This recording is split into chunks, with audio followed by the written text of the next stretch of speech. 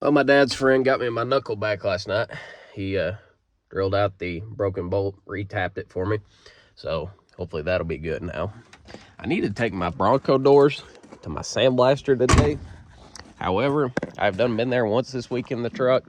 And you know, y'all think it's cool to have one of these old F-250s. And I agree, it is cool. However, I have drove basically nowhere in that thing this week. And I have spent like 70 bucks in gas to probably drive less than 50 miles, and it's out of gas again, and it's like at least a 40-mile round trip back to his shop. So I need like $30 more in gas just to do that, and that gets old, dude. So our doors definitely need tender love and care. This one's also dented in quite a bit on this side, and the bottom has quite a bit of rust too. What I hate to see coming more than anything is a 4-way screw. It's been in there for 50 plus years. Because you know what usually happens is you try to twist them, you try to turn them, and they break. And then you're in even more trouble. Well, there's a crank window. Still got the washer under it. Probably never been off a day in its life. What's really going to be tough to get to too is these window bolts, the vent window screws, this one, those things are extremely hard to get out. They never come out correctly. I know they've been in there since 1973. Somebody has replaced my chrome trim bolt though. You can see that chrome trim right there? It's a grade 8 bolt on both sides. Somebody replaced those at some point, which is weird.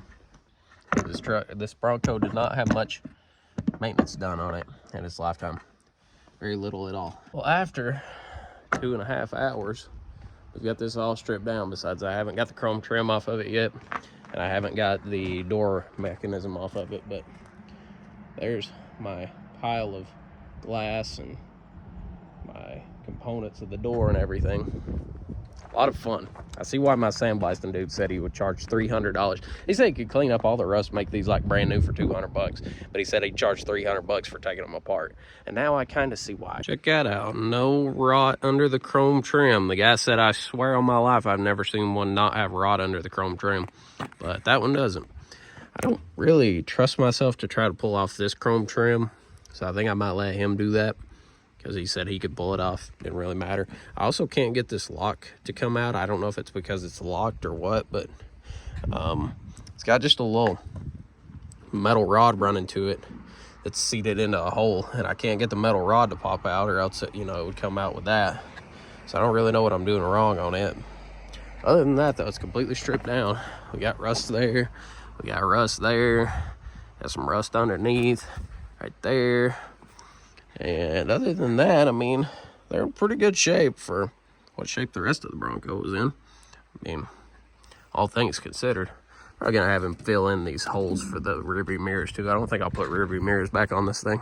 He told me if all this window track trim and all the mechanisms and stuff was in too bad a shape to work, he said it's actually cheaper to just buy the conversion kit for electronic wipers, or I mean electronic windows, than it is to put all this stuff, like fix all this stuff and put it back in there.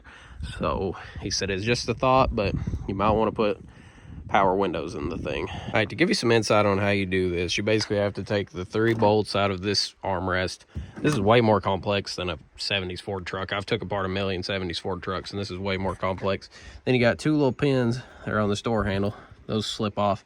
And of course you got to take your little windshield roll down thingy off, and then the door panel pops off, and then you have all the pieces for the vent window assembly. You got to take that chrome trim track up top out, the one on the side out, the ones down here out that are on each side of the glass, and then your vent window will basically tilt backwards, come up out of there, and then the glass will come up out, and then you got to take your hinges off over here, and you got to take the door handle and all that stuff off inside.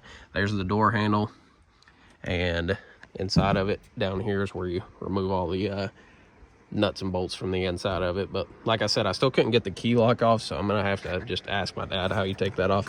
Maybe he'll be able to figure it out. But here's basically all your assembly for the latch that goes up to the door handle. But yeah, I'm gonna get this one off now. Hopefully it'll go a little quicker than the first one. I really don't want to jinx myself, but so far I've only had to cut one of these screws, and I just notched it to a flathead to get it to come out. It was the door handle screw. I'm probably gonna have to do it on this one too, because they're not coming out. They're really rounded off. Somebody's obviously had the door handles off of these at some point, and they've messed up those screws really bad to the point where I can't get a screwdriver down in there.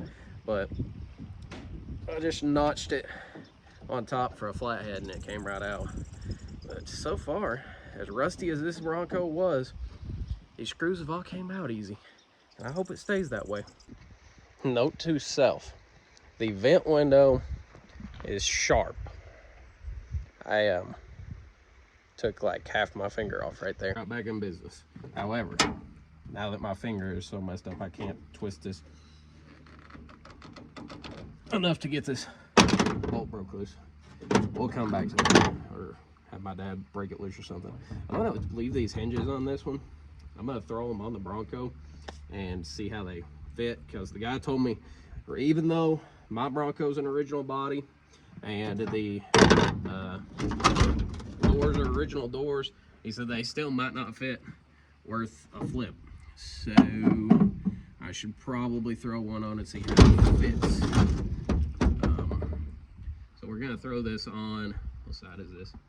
Passenger side. We're gonna throw this on the passenger side and see how she lines up. It's probably gonna be a lot more complicated than I expected it to be. A little heavy.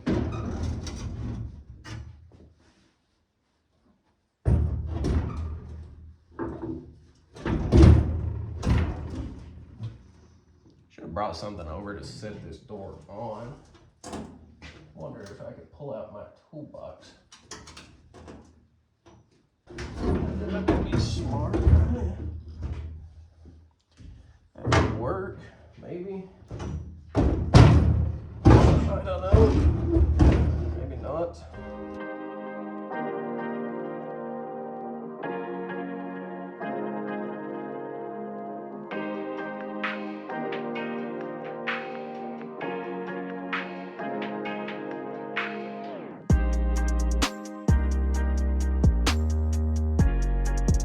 Yeah, let's take a different approach.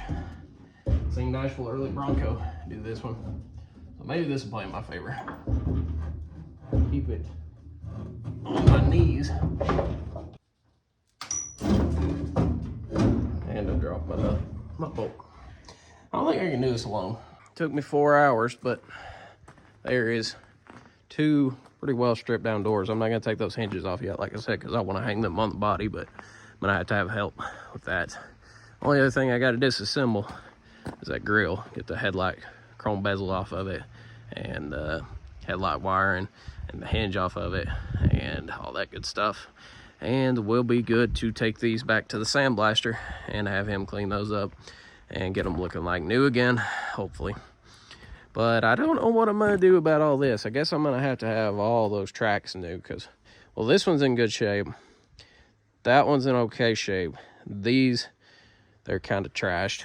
And the passenger door one was even worse. This is okay. All that looks like trash. So I'd have to get all of that new. But like I said, he told me it would be cheaper to convert to electronic windows, power windows, than it would be to fix all that mechanical stuff of it rolling up and down. So don't really know what I'm gonna do there.